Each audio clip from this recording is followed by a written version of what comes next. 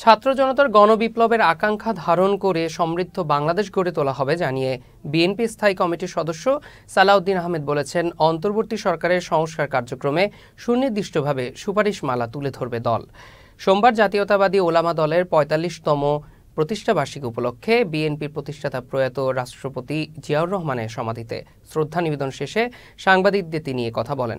BNP স্থায়ী কমিটির এই সদস্য বলেন, ছাত্র জনতার গণবিপ্লবের পর যে আকাঙ্ক্ষা সৃষ্টি হয়েছে সেটিকে ধারণ করে সমৃদ্ধ বাংলাদেশ গড়ে তোলা হবে।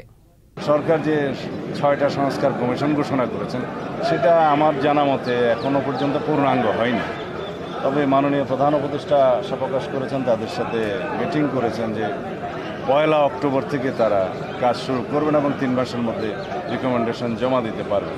আমরাও আশা করি তারা তাদের কাজগুলো সফলজনকভাবে সমাপ্ত করতে পারবেন।